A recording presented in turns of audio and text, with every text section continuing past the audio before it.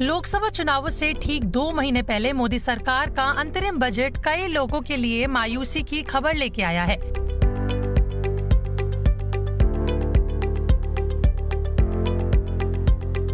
ये उम्मीद की जा रही थी कि वित्त मंत्री निर्मला सीतारमण बजट पेश करने के लिए अपना वही खाता खोलेगी तो उसमें किसानों को सौगात मिलेगी, टैक्स के मोर्चे पर टैक्स पेयर्स को राहत दी जाएगी, साथ ही सरकारी कर्मचारियों और पेंशनर्स के लिए खुशखबरी का ऐलान होगा।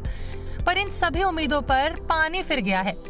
साल 2019 में मोदी सरकार ने अंतरिम बजट में प्रधानमंत्री किसान सम्मान निधि योजना को लॉन्च करने की घोषणा की थी।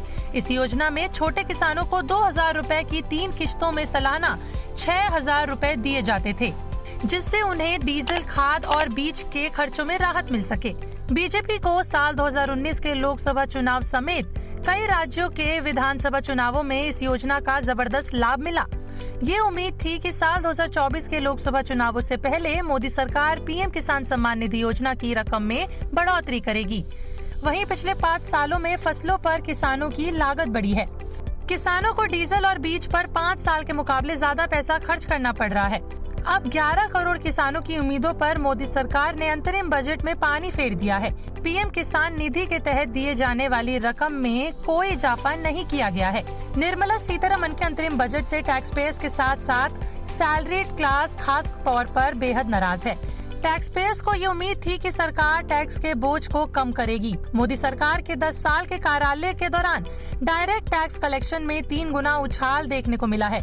सीबीडीटी के मुताबिक साल 2013-14 में कुल 5 करोड़ 26 लाख 40 हजार के करीब टैक्स पेयर्स थे, जिनकी संख्या साल 2022-23 में बढ़कर 9 करोड़ 37 लाख के करीब हो गई है। पर इस सब के बावजूद सरकार ने तो स्टैंडर्ड डिडक्शन के लिमिट को बढ़ाया और न इनकम टैक्स छूट की लिमिट में कोई बढ़ोतरी की।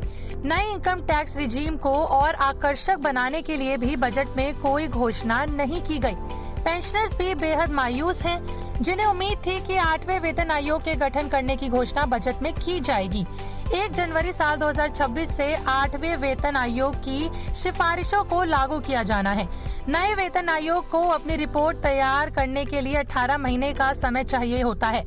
8वें वेतन आयोग के गठन का समय आ चुका है। इसके बावजूद मोदी सरकार ने वेतन आयोग बनाने के अब तक संकेत नहीं दिए हैं, जिससे इन लोगों में भी रोष है। आपका इस पर क्या कहना है और आपका अंतरिम बजट से क्या उम्मीदें थी या क्या नहीं, हमें कमेंट सेक्शन में लिख के जरूर बताइएगा। और अगर आपको हमारी वीडियो अच्छी लगी हो तो हमारे चैनल फैसल लाइफ को अभी सब्सक्राइब कर लें।